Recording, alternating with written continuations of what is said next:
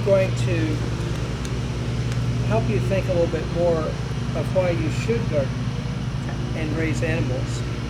So first, let's go back to the beginning of the Bible, God's original intent for mankind.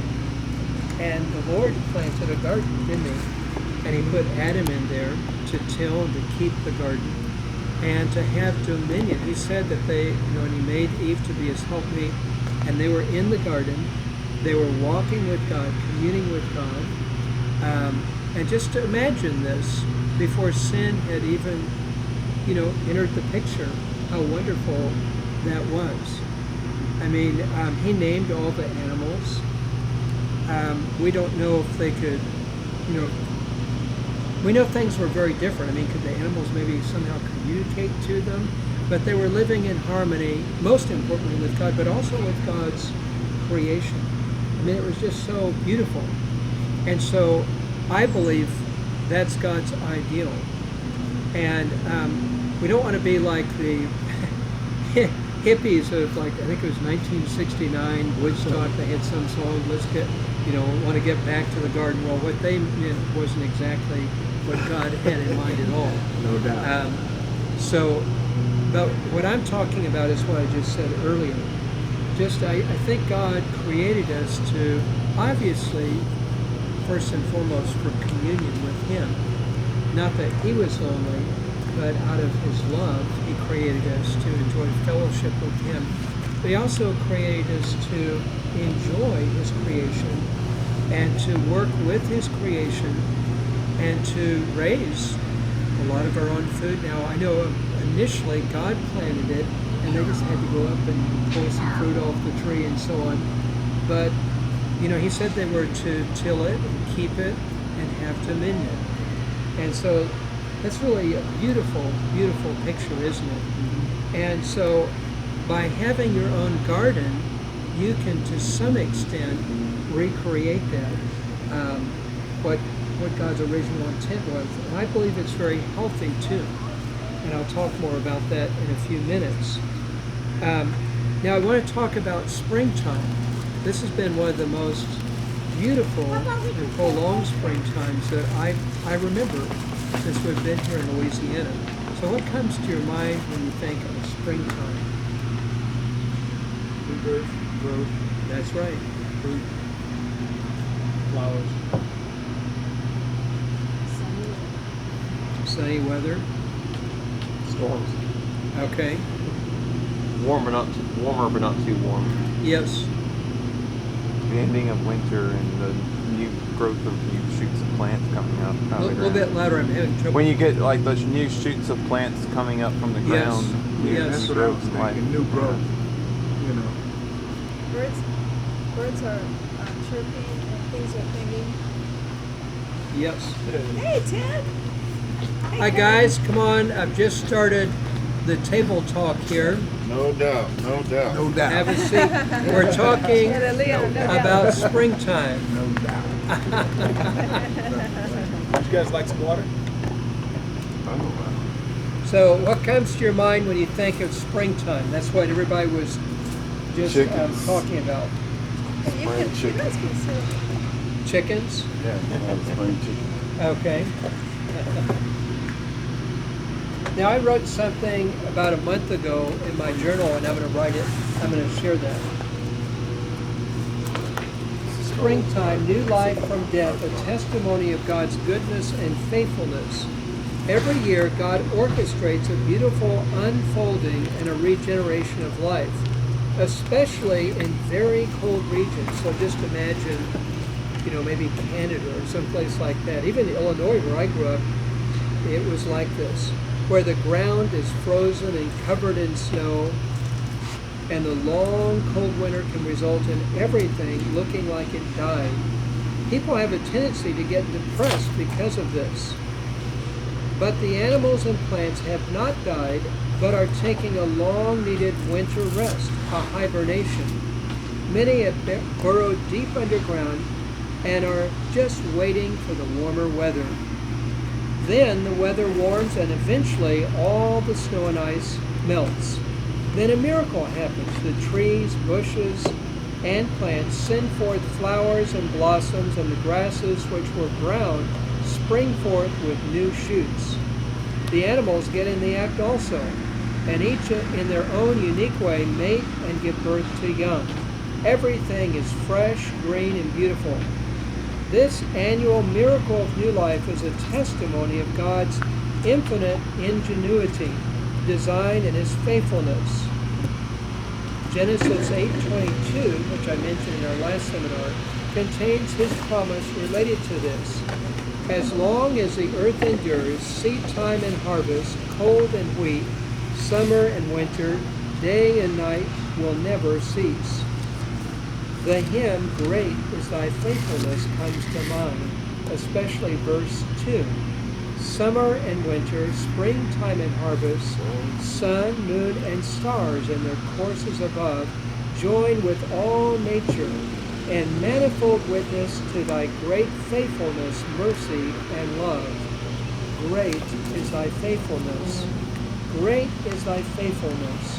Morning by morning, new mercies I see. All I have needed, thy hand hath provided. Great is thy faithfulness, Lord, unto me. So I've been really enjoying the springtime, and I'm encouraging you to get outside and enjoy. Now it's going to be warmer, so you might want to do it in the early morning or late afternoon. So I'm talking now about, I'm encouraging you why you should garden and begin raising animals. And so we first made the point that we're imitating how God originally created us back in the garden to live in communion with him, in harmony with his nature, but yet overseeing it. And then I've mentioned springtime. Then another reason is it's much more healthy. So why should you raise your own vegetables? We've got this huge turnip left over that we picked this morning. And sorry, things are wilting. This is kale, and I've got, or actually this is kale, and one of them is, oh, here it is, right here. The collards, and a little miniature, it's actually thinning out carrots. See how small that is. But why should you raise your own vegetables? Why don't you just go to Walmart and get this? Because of the nutrient value, whenever it's picked, it travels from here, there, to somewhere else, and it loses nutrients the longer it's harvested. And there's a huge portion of our product that is imported, and imported products go through light radiation processes for bugs and other things from whenever they take it from other countries, so they don't bring it into the United States. So even though they say it's organic, it still has to go through that process to enter the United States. Wow. Okay. And so, yes, that's right. So if you look at where they picked it, like a lot of the lettuces are grown in, I'm trying to remember the name of the valley, maybe you can remember it. It's along the interstate. Maybe so in California. They grow a huge amount of vegetables there. They have it down to a science when they ship it here, and so it's at least 5 days old. But just imagine if you pick it from your garden and you just rinse it off and eat it right then. You're getting the full nutrition, aren't you? And what about eggs? So you might say, so like now, because of the price of everything going up, I've had to go up on my price. This is an 18-pack to $7. But someone might say, well, I could get that, I think maybe for $5 or so at Walmart. Well, look at our chickens over there. Why would our eggs probably be better? Feed. Okay. A little bit free range is the word I was looking for. So they might say, see, this one says, hey, well, it says free range, but sometimes they'll just say, not in cages. But they might just have kind of a little place. But see, what we're doing about every 3 days, that's a solar-powered fence. Jonathan's moving them to fresh green grass. And they're supplementing not just by eating some of the vegetation, which is good for them, but also all sorts of bugs, and then we give them some leftovers as well. And so they've actually done research, and the eggs are significantly better for you if they're free-range eggs. And the chickens, when they're stressed, just like humans, we release a stress hormone.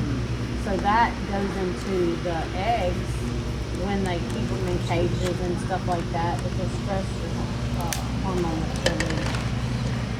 Yes. Into your meat and into your eggs if you're buying store-bought meat. And I know we can't all Yes. And so you might say, and I said this for years, having a big family, I said, well, I really don't feel like I can afford to buy the organic produce at the store, because I'm not buying for just myself, but for 10 or so people. But guess what? You can raise it at home, and it doesn't have to cost that much. Now, it is a challenge in our warm climate with all the various bugs, but we can talk about that a little bit later, some of the things that you can do to reduce the amount of bed bugs in your soil and on your plants. And so another thing too is why is, now we're going to talk about your health.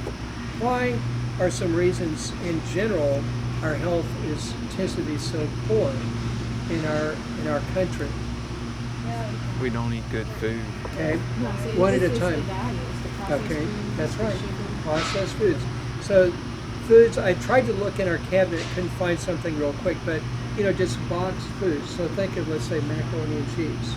Okay, yes, that's going to fill you up, and it might carry you day to day, but over the long term, then it's not going to be good for you. At least some a little bit of it is inflammation. And when you have too much inflammation in your body, that's when chronic disease sets. That's right. That's right. And she's our nutritionist too. That's right. She knows all about this. In processed foods in the 70s, they started putting citric acids in the food to preserve everything. Okay. So that's why you look at, we can go out so long without seeing the results of it, but then it catches up to you. It leads to bad gut health, which is important for our digestive system, and then for us to take in the proper nutrients that we need, but also it ends up us not absorbing what we need. And then gut health is the number one cause in most diseases in men, and probably women too. I haven't researched women, but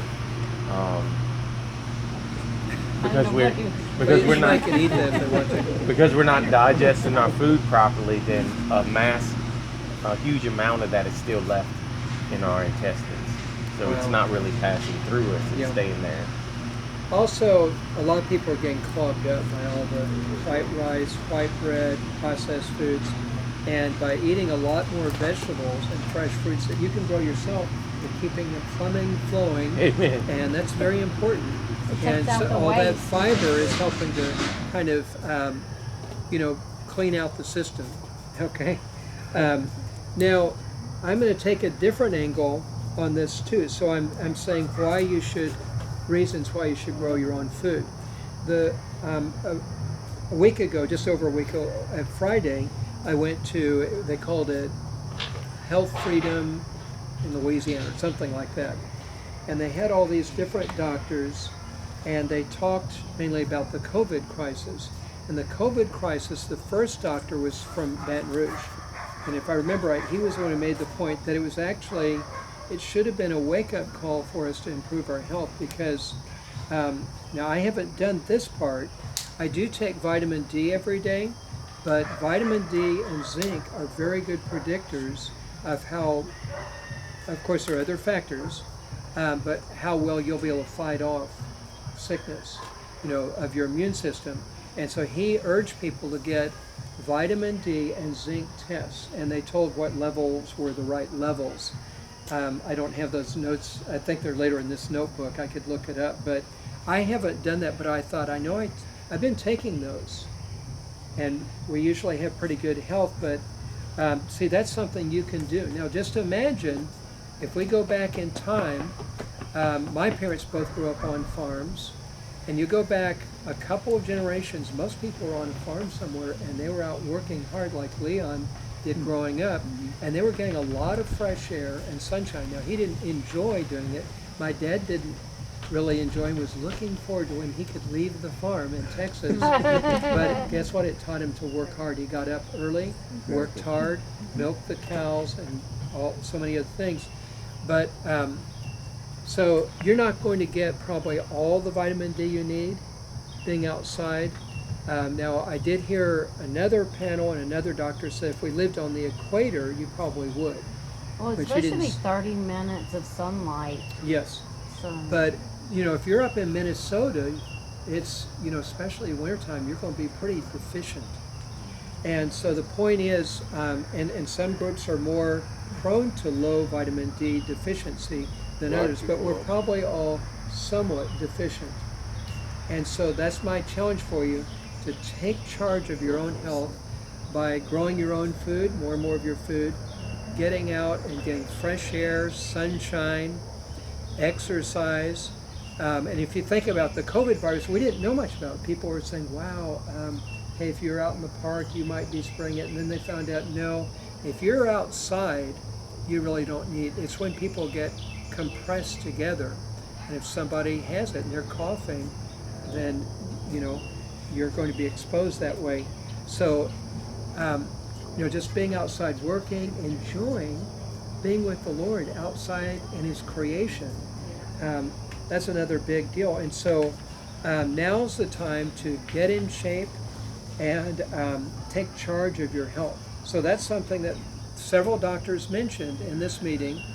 And they said to people, and I read this other places too, like I take a magazine called Decision Magazine from the Billy Graham Association, and they have a doctor, he's 91 now. He was known as the America's aerobic doctor, and I forget his name, but he still works. And he was mentioning this in his magazine over a year ago, that they were testing people for vitamin D, and they felt like that was a very, very important factor. But add to that zinc, that helps block the replication of that virus. I did see a study that said that most of the people that had that got COVID were vitamin D deficient. Mm-hmm. Yes, but zinc is also important. Yeah.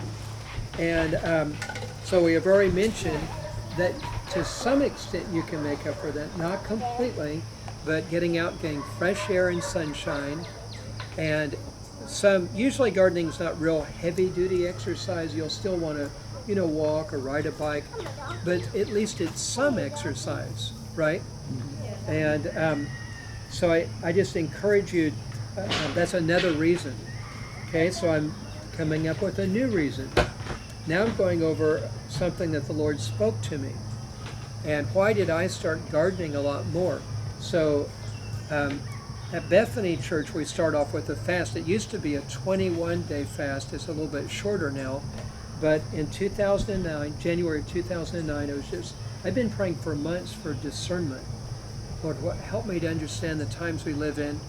And our church, no one had a message related to anything at all like this. But I heard, it was like the first or second day of the fast, we were meeting at church, and the Lord said, tumultuous days ahead. And I felt like it was a strong warning from the Lord, and I looked that up. It just means like a lot of chaos and unrest in the streets, and, you know, very unstable times. And so I started growing more food and all that, and I knew that our sin debt as a nation, it was like it was already reaching the heavens. But then I also realized as I studied, even in 2009, we were already in debt, you know, way, way beyond what we could pay back reasonably or get out of, because we had been living probably since the time of Roosevelt in Keynesian economics, where they said, oh, it's okay to run a deficit, hey, just, you know, print some more money, you'll be okay. Well, no, eventually it's going to come crashing down. And so, yes, that really hasn't happened yet. I know there was the crash of 2008, but things could get quite a bit worse before they turn around. And there's a lot of reports like this, even how the currency could change. I was hearing a report today related to some recent let's say executive order is the right word that President Biden had. He has a group researching. He wants them to change the currency within 200 and something days. It could happen by Christmas. That's a very recent executive order. So we don't know. We're not to live in fear. But think about Joseph, how he rightly interpreted Pharaoh's dream and then prepared for difficult days ahead. I mean, what if you couldn't go to the store and get food? Well, obviously you could be storing food right now, like we have in one of our storage pantries. It's like the little buckets of stuff we got. And unfortunately, that's, you could say, dead food. It does have some nutrition. It will keep you alive, but that's really why you want your garden too, because that's where you're going to get a lot more nutrition. And so that's another really big reason that I started doing more gardening out of just looking at the times and prudent preparation. But actually I enjoy it. So I'm not out there working in fear, because we're not to live in fear. But at the same time, there are a lot of warnings that if we will study about the times, that it would be really wise to do that. Some groups like Rick Joyner, he's been warning for years, and he says, hey, each time you go to the store, just get a little extra food and store some in your pantry, not just for yourself, but other people. Now, they haven't talked that much about gardening, but I think that's important, because you want to be raising food and planning for the future. And even have, like I have, all these extra New Testaments I've bought and tracts, and we give them out, but if things really got rough, we might have to imitate what they did in the book of Acts. And that was actually something, a prophetic word that I was impressed with at your prayer meeting about a month ago, that I felt like, I can't remember exactly how it was worded, but that we might, we'll need to go back to the book of Acts and learn to share together and help each other in the days ahead. So we're going to actually take a tour now of the different gardens, and first we'll go out front because I want to show you the soil that can be made using the Lasagna Gardening method, and then we'll spend most of our time in the backyard.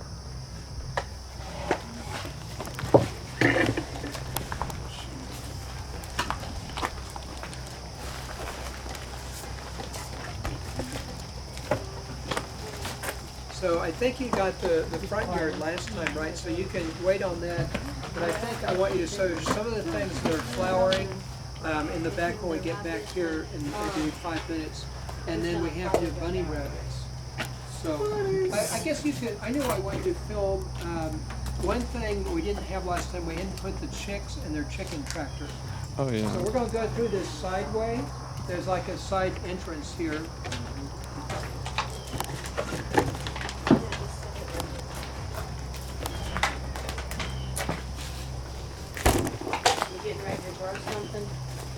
Well, what's happening on your parents' place is it pretty close to planting?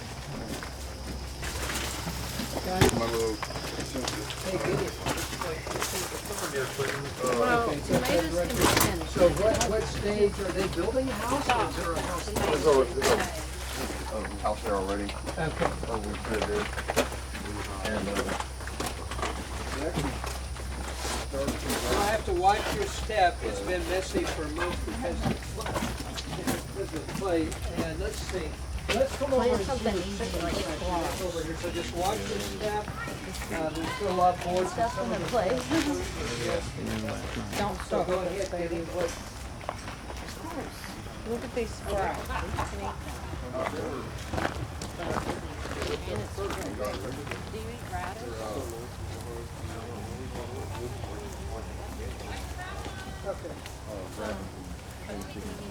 Chickens will be really challenging because like all the critters will be trying to come after them. Oh yeah.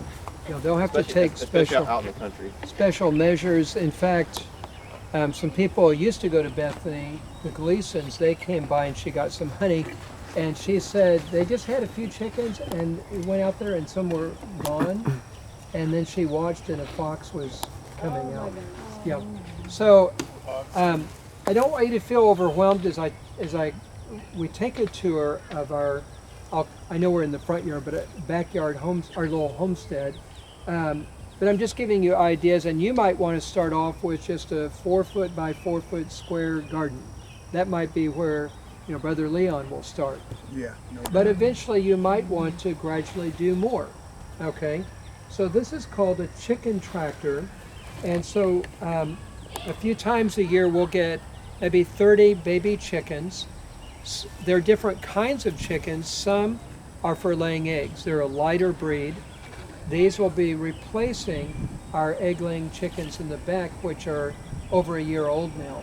And so their egg-laying capacity is going down. And to try to keep supplying people like Gideon with eggs and our family, we need to, up our productivity. Because these guys eat so many eggs. But anyway, so the first month we have them, of course they arrive 3 days old and they're this big. So we have them in a container. I'll show you when we walk back to the backyard. But when they're a month old, we transfer them in here. And this is pretty heavy. Rachel's in charge of this, and she's pretty strong. But this is maybe 8 by 12 or something like that. It's pretty big. And I did have to reinforce it because for years it worked fine, but a stray wild dog broke through the chicken wire and killed most of them. We took care of him though. But anyway, then we put this fencing on the outside too. And so every morning she comes out and she raises this up.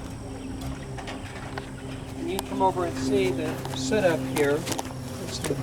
Hopefully I'll know where to prop this up, but I made a big trough for it, and it has I think a 5-gallon waterer, and this provides a, shade, or if it's raining real hard or storming, they can come down here.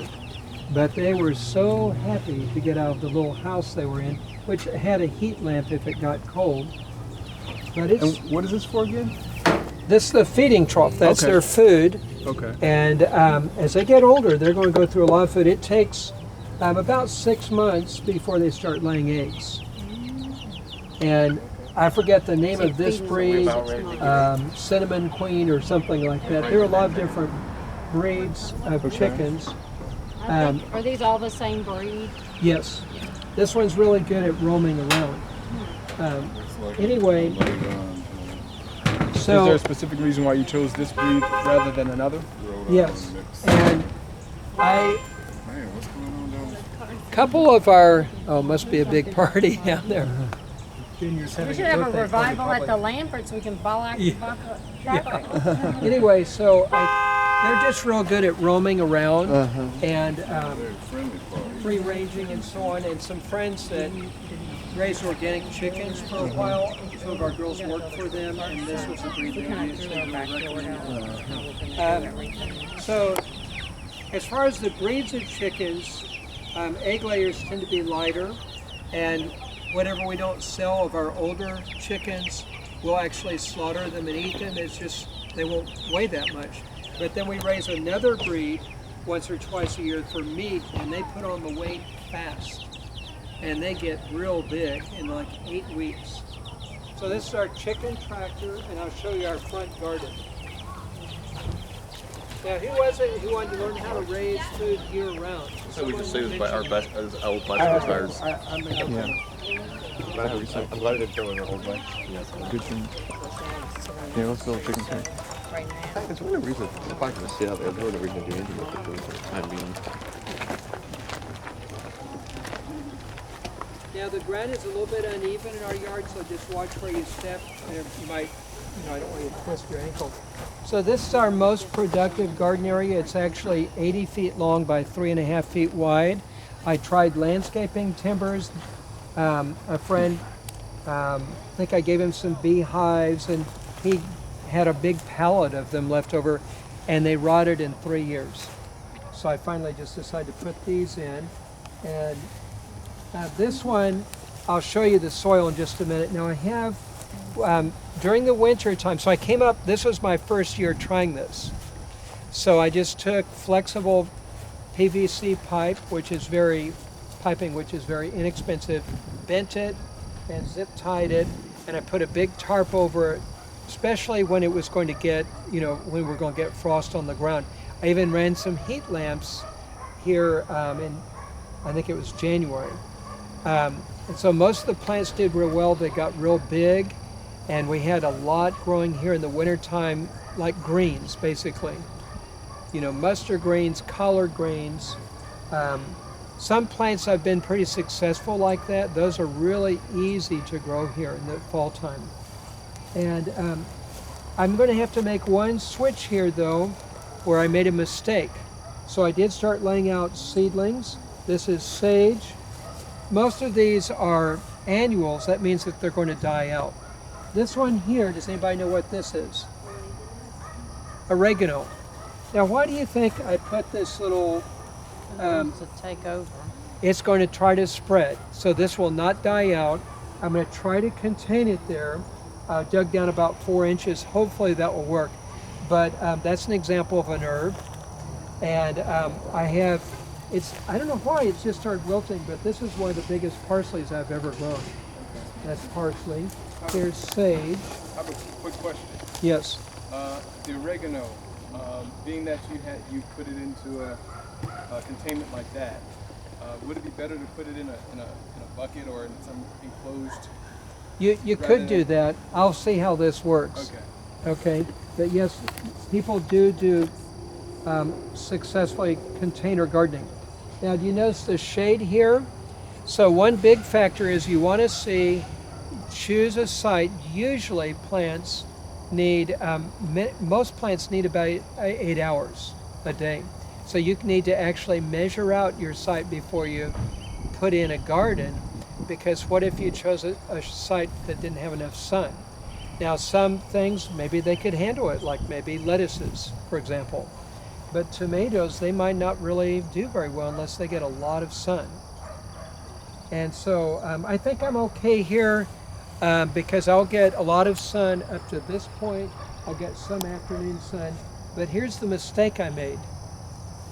The tomato plants will probably get this high. Those pepper plants won't get enough sunlight. So what I'm going to need to do, and it's going to set everything back a bit, but I'm going to take those pepper plants and I'm going to try and switch the tomato plants back there. The pepper plants will maybe get this tall, but the tomatoes will be real tall. So the tomato plants will still get the sun they need, and the pepper plants won't be overshadowed. So that's a mistake I've made in the past, where maybe I put pepper plants in between and the tomatoes grow so tall, and then you're harvesting rain and think, I never got any peppers off those, I didn't get enough sunlight. So you have to remember that.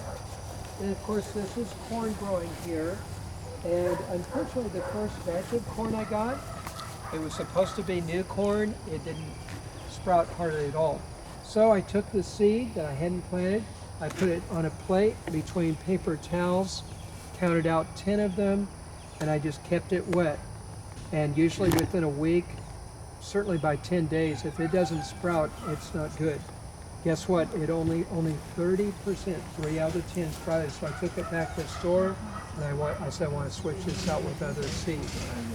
And so I planted about maybe 8 inches apart. I've got 3 rows here. And then you might notice, why do I have the hay here? Any ideas? Weed? It'll help hold the Moisture. weeds down and hold the moisture in. So like when I'm cutting the grass, I'm just dumping out piles of grass here or extra hay I had. And you can actually go to places that sell hay. Maybe they had some bundles that broke. And you don't have to have good hay for the, to use this way. It can be old wet hay. But you better ask them, was this sprayed with pesticides? You don't want that. Like Roundup or something. Right. So it kills the plants. So this whole garden was the method we're going to do in the back, called Lasagna Gardening. It was started this way. And I just wanted to show you the soil. So last time, those that were with me on the seminar, how did we say you could tell whether it was good soil or not by looking at it. Anybody remember? Or anyone who wasn't here, can you tell It has me? to be dark, right? Dark. Okay. And so, if I had some dried out clay, what color is dried out clay soil? It's Brown. like a Real brownish, light. yeah. Like a And light so, tan. so a couple of things about soil. First, can you see the little worm there? Mm-hmm. That's a nice sign too. Those are little miniature tractors. Okay. And so clay soil, which is what we tend to have in this area. Now, of course, if you're near the Mississippi, you might have too much sand. But you want a combination. But clay soil, the air spaces are too small. It's super tight. That's why when it rains, the water just tends to sit up on top. Okay. And so, let's see. Can you hold my phone for me? I just don't like anything in my pockets. Well, you want a combination. Sand, it would just drain right through, right? You don't want that. So you want it to be able to hold on to the nutrients and the moisture, but drain properly. That's why all my gardens, because we might get 5 inches one afternoon, and then you look around and man, somebody's yard's flooded out. Well, if that was your garden just got flooded. That's not going to happen here. This will drain better. So if you don't mind getting your hands dirty, you can come over and just feel the soil. And this was made with the method I'll show you it in the back, and it makes very, very good soil. I didn't spend hardly any money making this, and I just imitate what goes on in creation. You know, leaves fall, animals go to the bathroom, and then it gradually compacts down, but I just did that a lot faster. I did it on a big scale. And so and actually this top layer is pine shavings from the chicken area. There's a thin layer of that. But anyway, see how dark that is? That's full of organic matter. Sometimes it's called black gold because you're making a real dark, here's even a little baby earthworm there, real dark, really good soil. How many years have you had this bed? I don't know, maybe about 7 years or so, and I just add compost each time. Okay. So this is by far our most productive areas, and when probably, well, maybe a week because we have lots to catch up on, but we'll probably weed a little bit here, and we'll try to put a thick layer of grass in between here, and I'll probably come back with rabbit pellets and sprinkle them around lightly for additional fertilizer. Some plants need a lot of fertilizer, like corn. It's a heavy feeder. It needs a lot of fertilizer. But you don't want to put too much at one time. But what I mean is, maybe every month come back and add a little bit more.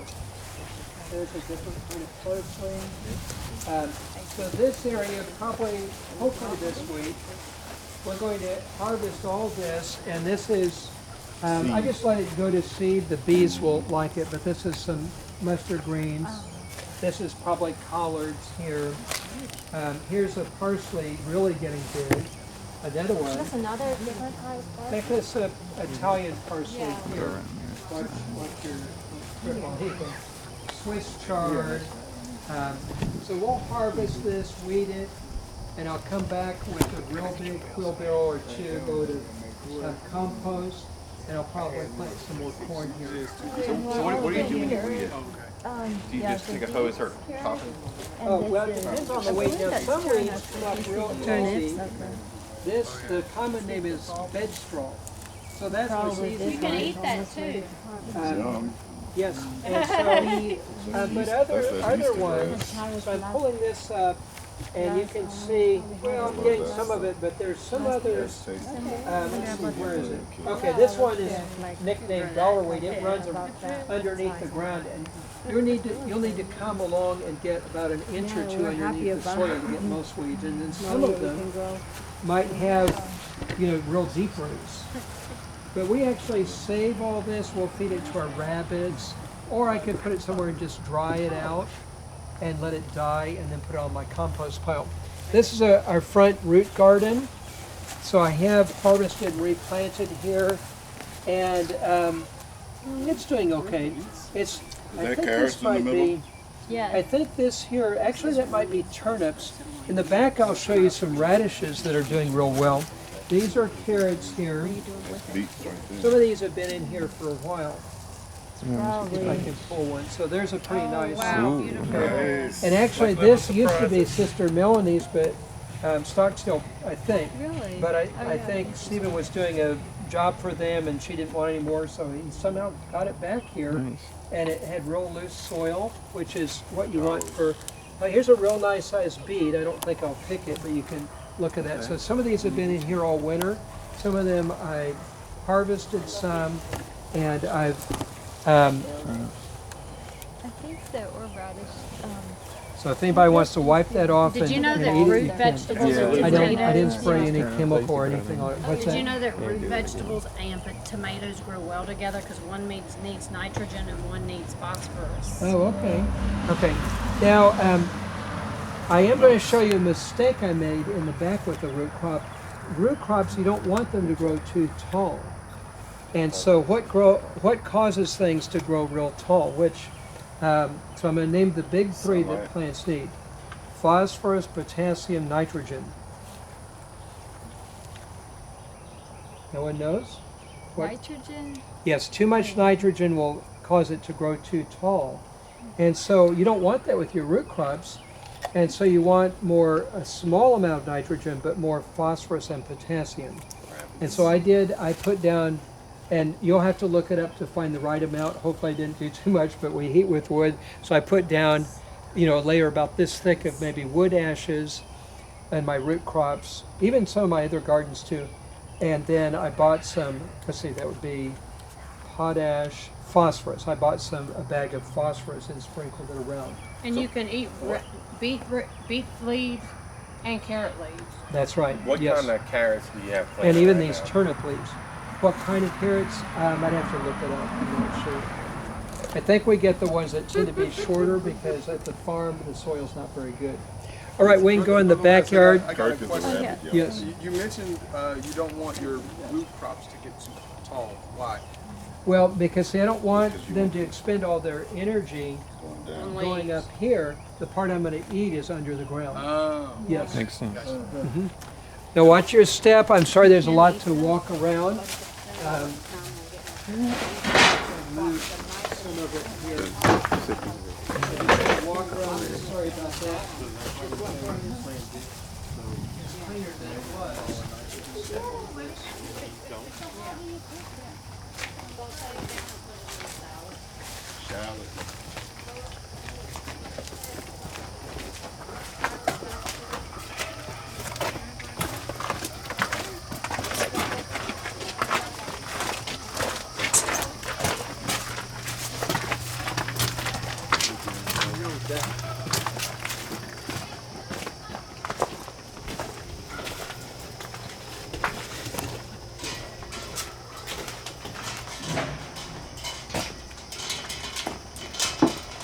Okay, so now we're going to tour the backyard. So, if you ran out of water, you can go inside and get some more. I don't know if everybody drank theirs or not. Yeah, I don't remember. Yeah, nothing to carry. Hey, Angela, you put my phone inside, and William needs some more water. He'll hand you his cup. Sorry, I could film too. I want him to film this lettuce garden over here. So we're going to come over to the lettuce garden, and if you need more water, you can go inside, and I'll wait for people right here if you need to get some more water for yourself. You can go right through this side entrance. I was like the bees found something. You can stand in the shade now if you want. The bees like something. I feel like a sugary thing in there.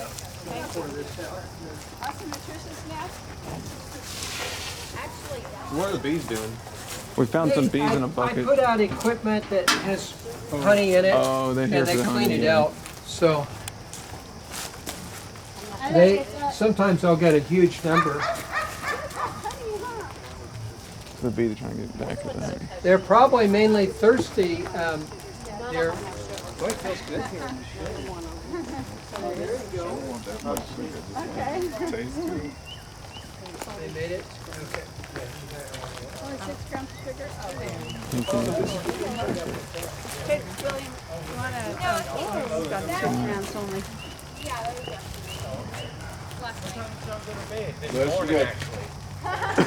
You got bees in your honey.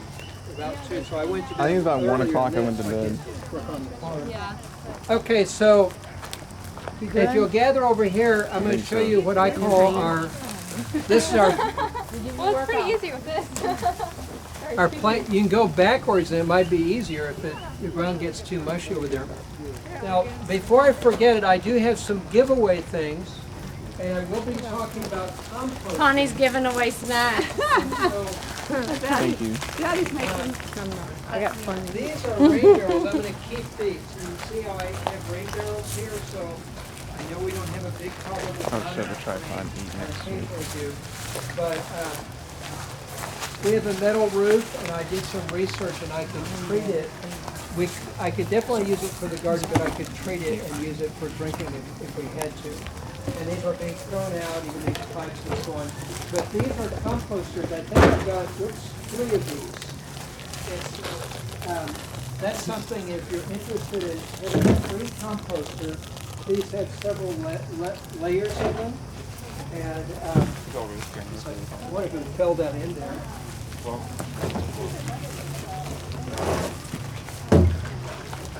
So this goes underneath that other one. They kind of stack. But if you want a composter, I believe I've got 2 or 3 of these. That I think goes up on top. And so you put all your leaves in there, and then this, it somehow locks in place, I think. Then this is the door for that side, and then this is the top. And you would just fill it up and just keep adding, leaves in your kitchen, carrot tops or whatever, banana peels, and then it's going to take about 3 months or more. Do you stir at all? Or you just let it? If you want it to speed up, then you would rotate the pile. Does this contract to make it easier to rotate, or you still have to get it there? No. Probably if you took off the top level, you could rotate it. We did have one of those big turn ones I bought years ago, but I finally gave it away to someone. But the more you rotate your compost pile, the faster it will break down. And I'll show you ours. The reason I brought you over here, if you can get this, William, this is our playhouse garden, and it doesn't get as much sunlight as that front garden area. So what can I grow here? Well, probably tomatoes wouldn't do that well. I know it's sunny now, but as all the leaves come on the trees, it maybe gets 6 hours, I estimate, of light. And that's a little, not really enough to grow tomatoes real well. But lettuces do great here. And so I actually had this planted with lettuces the whole winter.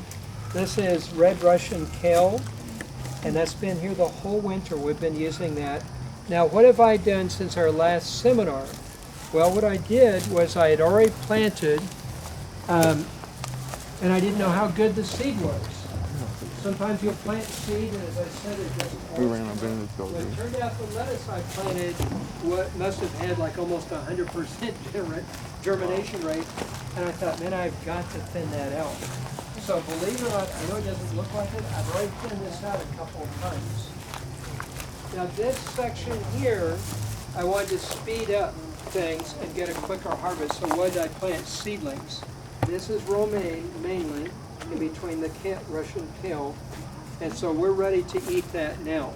We can pull off individual leaves, but we could even pull up a whole one for our salad. This I planted, let's say maybe 2 or more months ago, and yeah, I know it doesn't look like it, but I've already thinned it out quite a bit. What did I do? I took a hand trowel, it'd be kind of like an old box lid, and just scraped right along in between plants, and I got a huge amount. And some I did on my own. This one I can see I could probably plant a little bit more. I tried transplanting some spinach here, it didn't do very well. Yeah, if you're transplanting, you've got to get roots. But the lettuces did great. So all those 2 plots here, believe it or not, I planted 4 plots from it. And I'm going to come back, and I had chickens over here that ate it down to bare soil, and I can plant that. I'll probably scrape in between the plants and leave them maybe 6 inches apart over here, and I can replant this, maybe even another area. And so something I haven't mentioned is succession gardening. A lot of people, they plant their whole garden all at once.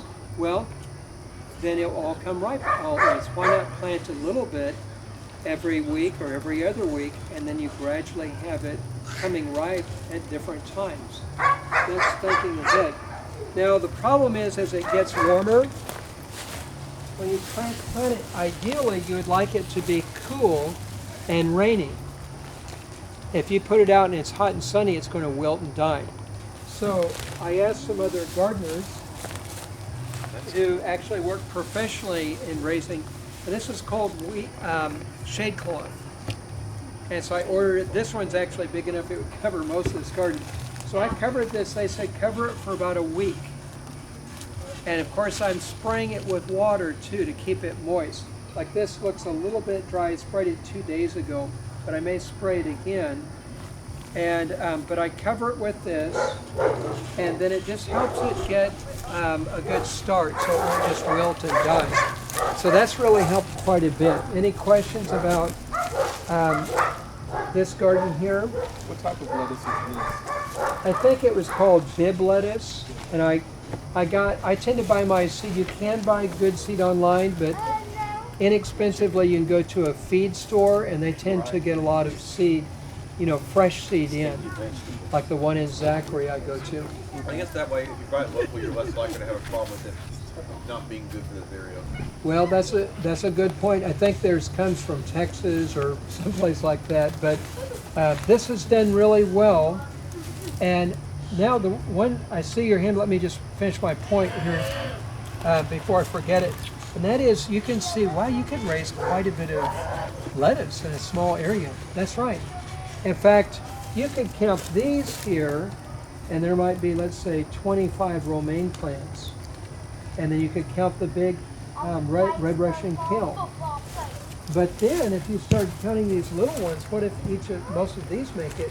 Well, pretty soon you're going to hit the number 100 or several hundred in an area like this. And even with our big family, that's a whole lot of lettuce that we don't have to buy, and we can pick it fresh. Yes, Rhonda? I'll say about the lettuce is, and the more you pick it, the more it continues to grow, so it's not a one-time thing. Yeah. But for the kale has more calcium than milk. So when we're thinking about food sustainability in the future, if Walmart's not open and you don't have a cow, to get the nutrients you need for your body, kale has more vitamin D than milk. Mm. I have a question. Yeah. You So what mentioned she's saying, I mean, we could come out and just pull this up and say, okay, we'll add to that and that'll be our salad. Or the smart way is that Sarah, who makes her salad, comes out and she pulls off leaves on the outside, and she keeps doing that and picks them up from other garden areas, and then this just keeps growing for a long time. Yeah, you mentioned that if these seedlings survive, then you have plenty of lettuce. Do you intentionally overplant? If so, how much do you overplant to accommodate velocities? Yes, so what I did was I tried to sprinkle the seed here kind of just like this, but I thought, wow, I guess like all of it must have germinated. I didn't know I planted that much, so I thought, I'll just transplant it. So again, if you want to have a good shot for it to make it, you watch the weather when it's going to be cooler and raining, and then you transplant. So I'm actually planting, it's not going to get this big. This needs like a whole square foot there. This probably needs 4 to 6 inches, square inches. That's why I planted that closely. And of course, not all of it will make it, but you have to have roots. And then I'm going to plant it down, and I'm going to have it really wet, and then you can order. There might be some local place where you can get shade cloth. I'm just not sure if Blake's Nursery or someplace has it local. But I ordered this off the internet. But the shade cloth really helps, and that way I'll be able to hopefully have this maybe into June. So we'll go to other garden areas unless there's another question. And if it's too hot on your lettuces and stuff, they'll start bolting. Yeah, that's right. So you want to, and they'll make seed. So we're going to go over to the rabbit area. So Android, leave them over there and you can show them the baby rabbits. Well, first show them the chick area there where we raise the chicks. This is where we keep the chicks when they're really small. So the food container and the waters, and we keep a light on them just to keep them warm. And That's for the baby chicks. yes, when they're young. And this is our rabbit area. Oh, excuse me. You're fine. And they eat like carrot tops and almost anything from the garden. They'll eat like a lot of greens and hay. So pretty easy to raise. So what breed is that that we're looking at right there? It's a large rabbit. Yeah, I'm not exactly sure. Some of them are like Californian, like the white ones. Just go down slowly. They're not Yeah. sturdy. And y'all raise them for like meat, I guess. Yeah, we do. And do you know what breed the brown ones are? No, we'll have to check with Sarah on that. So that's our buck, and we mated it with the female here, and we have little Bunnies. little ones in here. See if I can get one out. Let's go down.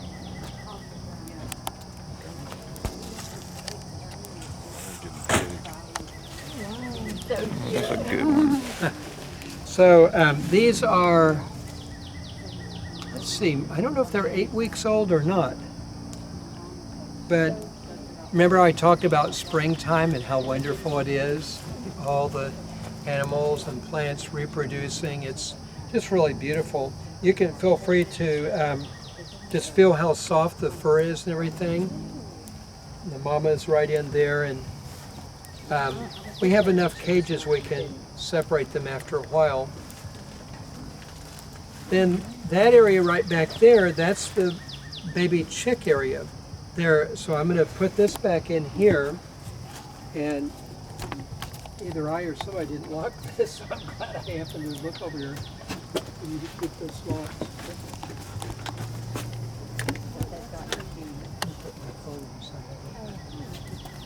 So this is the baby chick area. Oh, for meat and. We redid it recently. So you raise the rabbits for meat and the pellets that they produce? That's right. And so see all the pellets down there? That's what I'm going to put down in different garden areas, or I can. In fact, some of the garden areas over here, I'll probably put down, I'll just lightly sprinkle those around. Those, their droppings are not as strong as chickens, so I can put them right on the garden if I do it sparsely. I don't, you know, So if put you're too if you were to much. put chicken pellets directly in the garden, that would mess I it up. could, but I'd have to really spread it out and just be real careful. Okay, but with this, better to but compost. with the rabbit stuff, you have more leeway. That's right. And I Okay. feed these a lot of greens. They really love the greens. They're grass-fed rabbits. Just in a week. I know. I was holding Yes. baby ones. And did everybody see the baby chick house over here? So we have a heat lamp. We actually Get a have quick little shot. insulative, this insulate that we put in here, because when you first get them, let's say it was, I think it was early March or maybe February, late February, you know, we had some cold nights, and they can't handle that when they're, you know, little tiny chick. So we had a heat lamp in there, but we had a thermometer to make sure it didn't get, you know, we don't want it 110 in there, but we don't want it 60 or lower. It smells like And so gardenia, but we had this all sealed up. A tiny bit of air could go in and out, but no strong breezes. And what kind of wood chips do you use? I think they're just large flake ones, and then we'll take all that out and we can sprinkle that around the garden areas. Okay. So that way nothing goes to waste. Now, here's another thing I really like about springtime, and you have to smell the flowers here from our satsuma tree. Yeah, I just They nailed smell it. like wax. One of the nicest smells, most fragrant. I saw the bees there. And the bees do like it too. But you've got to smell, if you've never smelled satsuma flowers, they're really That's what I smelled outside. a wonderful smell. Yeah, those So are I Florida. trim these up. So you might remember John 15 that it talks about that Jesus is the vine dresser, or he's the gardener, and you know that he cuts off any branch that's not fruitful. So you can see some branches I trimmed up because I didn't want growing out of control, and I have to be able to mow under here. Of course, if anything was dead, I'd be cutting it off too. And I did that back in February, and boy, it's just really this just opened up. The flowers just opened up in the last week. I'll take you a few other places, then we're going to come back to this garden Les, that we're do you about to throw the orange peels and stuff down by the roots? Because that's good fertilizer for them. Yeah, I could. I actually, when we eat them, we have a container inside that everything like that, we put it on our compost pile. So we're going to kind of tour around like this, look at the compost pile, then we're coming back to this.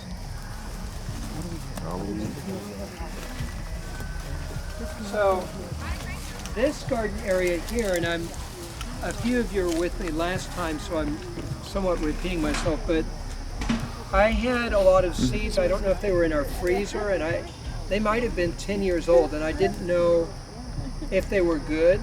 And so I thought, well, I'll just plant them in one garden area and make little tags and test it. I could have done the 10 seed method. You kept seeds in your freezer? You could, if they're sealed up, you could keep them that way. So you, but so make you sure keep it's your seeds in the sealed freezer? up. You could do that. I mean, that's one way you could do it. Just make sure they're in a Ziploc bag. I mean, completely sealed, airtight. But anyway, so I just sprinkled out. So over here, spinach. Well, some of the spinach came up. That's good. Now, the tomato plants and pepper plants, I bought those later. You got peppers. Here I've got some, this is romaine. So it's way too close, isn't it? So I'm going to spread that out. I'm going to put some of that maybe thin it over up. here in a new garden area we're going to make. This is pumpkin. It needs a lot more room. So I'm going to transplant that out to our little farm because it needs a lot of room. And then the green onions, those came up. But here, the basil, nothing, hardly anything happened. That was even from a new seed packet I just bought. But boy, I'll tell you what, the English peas, look at that. And that's after I already thinned them out and put some over here. So some of the seeds came up. I was happy about that. There was some squash here. Look, we got and baby bell I peppers. You saw transplanted one? over here. One right there. You saw the baby bell peppers? Yes, there. they're just starting to form. It's exciting.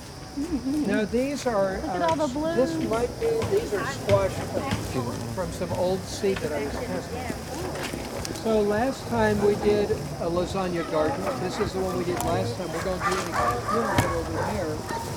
And then I came along and I sowed some seed, some lettuce like what you saw in the playhouse, the garden over there. And this is spinach. So these were new seeds. I bought some seedlings and planted tomato plants and some parsley here. What is this, Les? This is asparagus, which had been in this garden before, and it just grew through everything. But this is seeding, yeah. And this is the English peas that came from here. And I did plant some cucumber. It's starting to come up. Maybe it's been a bit cold for it. I came back and I put down some mulch in between some of the plants, and I'll do that again. So we're going to come back this way. This is, everybody knows about, yeah, watch for ants. Everybody knows about satsumas, but kumquats. I really recommend kumquats, and you can get a semi-sweet variety. So that's what this is. Those long ones, like They get about this big. It looks like a miniature orange. This one tree will have hundreds of kumquats on it. And so we're selling pounds of it every week. But you can pop the whole thing in your mouth when it comes out. It's not quite as sweet as an orange, but again, make sure you get the semi-sweet variety. You do have to cover it and run a heat lamp underneath it. Extremely productive. Jonathan's been planting some other things. These are pear trees. So we'll see how it does. What were you saying? I said my favorite part is the peel, actually. Really? Taste this. That's the best These part. are of the peeling. muscadines. Oh, We have vitamins to are. remember John 15 that I was just Geez, fine. paraphrasing. You have to prune these every year back to, you just have little inch spikes come out. So this one's probably 18 or 20 years old. And then here's a tree that I thought was dead.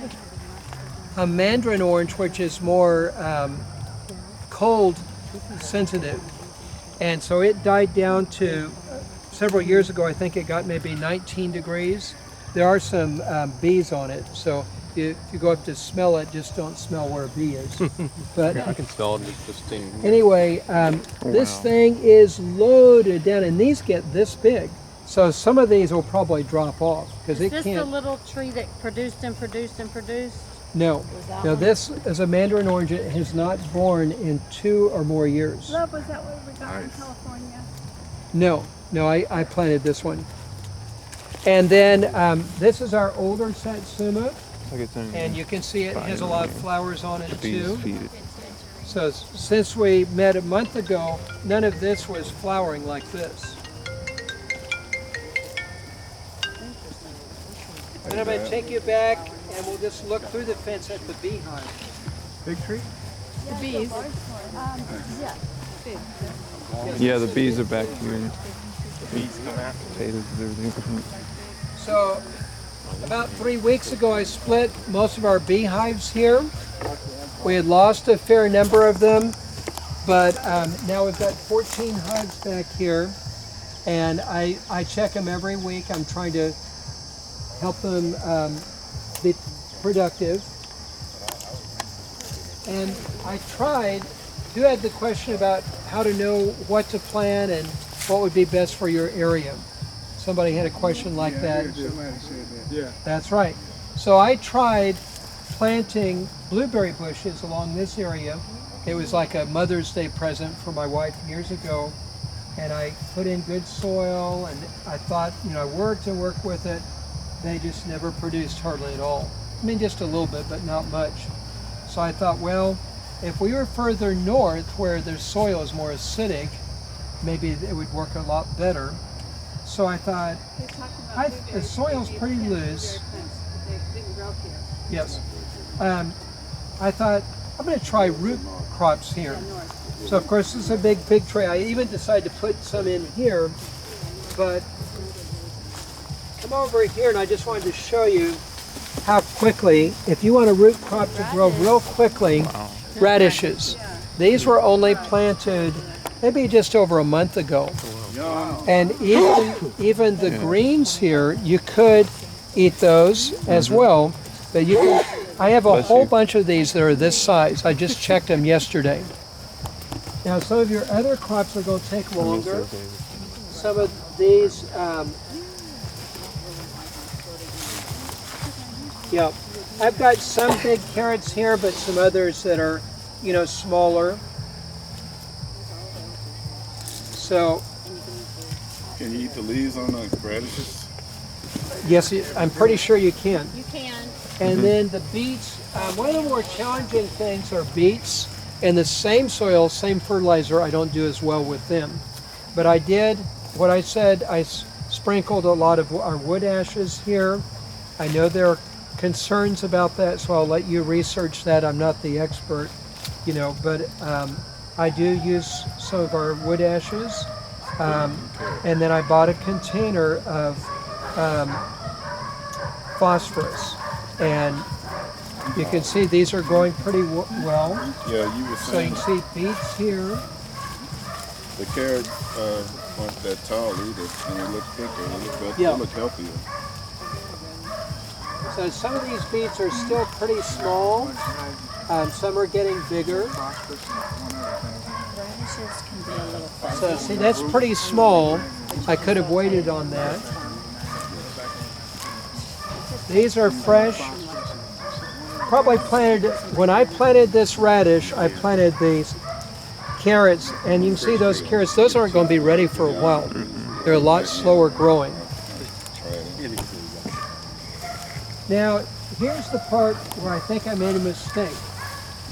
This is potatoes, seed potatoes, and look how high they are. So I think I didn't really put very much nitrogen. Be careful, there's a fire ant nest next to your foot there, Kirk. But you can see how tall it is. So I'm going to come back now and probably just put hay or leaves or just some regular soil, but nothing with hardly any nitrogen, because I don't want to keep growing this way. I want to produce potatoes. And so the seed potatoes, they'll come in different sizes. You buy them at a feed store, and you cut them, and you want to make sure there are 1 or 2 eyes on there, and you let them cure and start sprouting. And you plant them a week or 2 before your last frost date, which for us could be mid to late March. And these weren't growing very well inside, so I put them out. I decided to start praying and asking the Lord to bless my crops because I'd like to do well. And these, to my surprise, they just sprouted up real quick, and goodness. You're going to have so many potatoes, you're going to have to sell them. I hope so. So this is all potatoes. Oh yes, blackberries. Compost pile. There you go, dear. I put wood ashes for phosphorus, potash or potassium, and then I think what I bought was phosphorus, a bag of it, and I followed the directions of how much to use, for, how big a square foot area. And now I'll show you composting back here.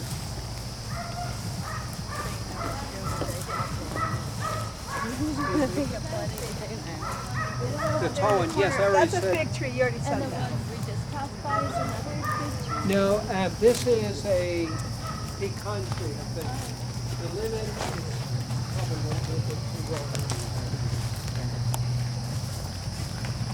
Oh yeah, the compost pile.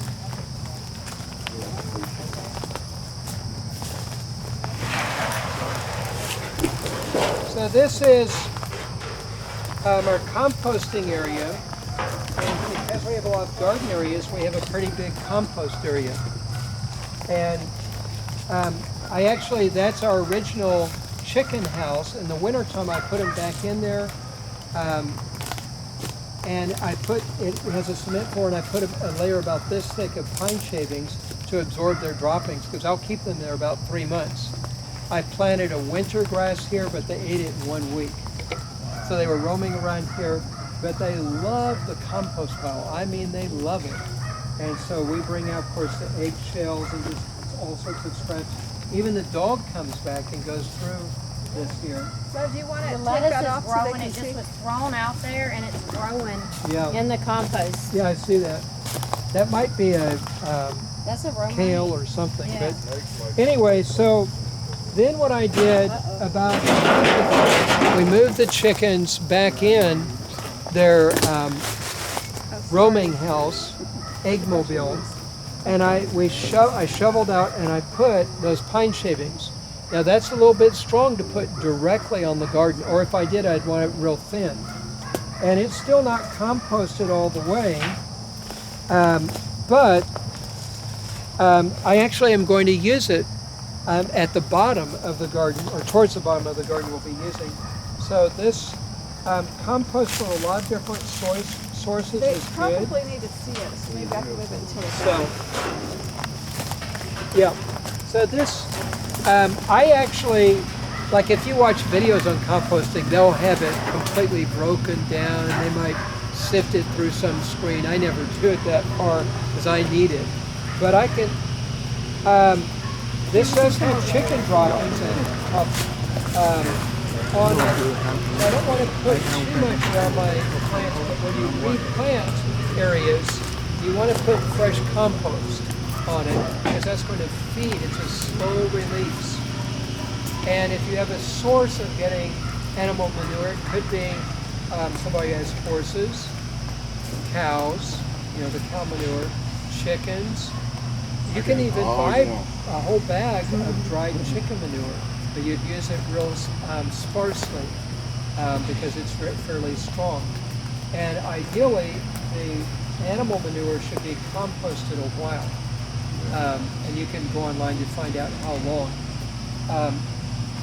And so this area was a lot thicker. I've already taken probably at least four wheelbarrow loads out of this for different gardening areas.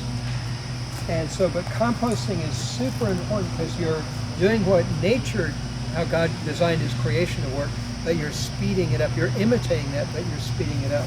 I have like what I do with the bees. I'm helping them do what they already do, but more efficiently and to be more productive. Any questions about the composting? I guess if being laid out more horizontally makes it easier to work with. Yeah, I could definitely turn this. I actually used to do that. One time, my second son Daniel and I, who was maybe 8 or 10, we had an area probably this big, but it was divided. It had 4 by 4 feet high containers. And every day we'd rotate it from one container to the next, and we'd have a contest to see who could do it the fastest because we're trying to speed up the rate of decomposition. And one reason you want some animal droppings on it, the decomposers, they need some nitrogen to do their job, to help break everything down. And so I have bags of leaves here. These are weeds that we picked, and I just put them out to rot here, and then as I get more of this out, I'll add that in. I need to have more stuff to put in that will be ready maybe in the fall time.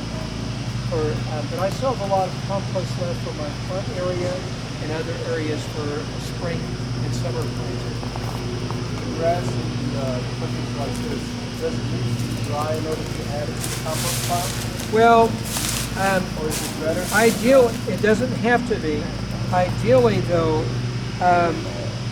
hopefully I don't have a lot of weed seeds in there that will just sprout here or when I replant in the garden. You're hoping that won't happen, but you want a lot of compost because you can start out with a pile this big of leaves and it'll go down to about like this. You find a lot of leaves on the side of the road that people don't want. Yes. That's I let the good neighbors do the work. They bag them for me, and I just look for them and throw them in the back of the vehicle. My husband has given me permission to pick up leaves on the side of the road as long as it doesn't interfere with my day. Yes. He doesn't allow me to go out of the way to get them. Yeah. So we used to bag leaves here, and the first year we bagged 2 bags on the front and 60 in the back. And I asked my neighbors, I said, "Oh no, I just run the lawnmower over it." I thought, okay. Yeah, I don't think I'll be doing all that. Some leaves, do they disintegrate quicker than others? Which one would you prefer? Probably It don't matter. Yeah, I'm sure that's true, and some people are concerned that oak leaves might be acidic and so on, and I'll let you research that. Okay, no But doubt. I compost a lot of different organic matter. You don't want to put bones or milk or something. What about dairy? Because that could breed some kind of disease organism. Yeah, I got 3 pin oak trees. I got 3 oak trees. Yes. They give plenty of leaves. When I put them on the road, they don't stay that long.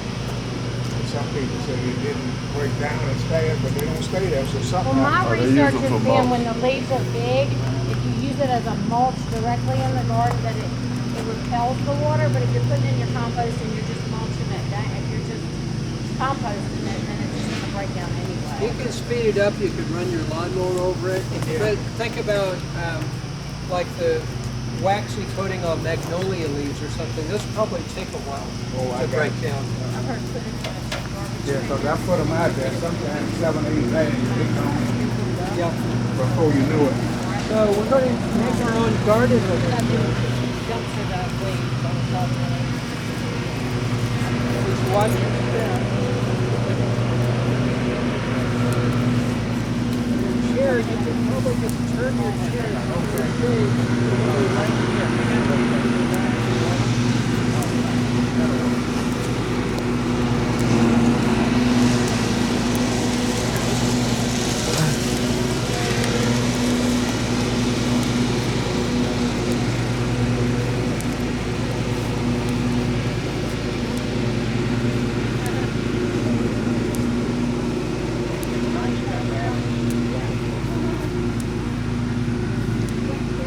So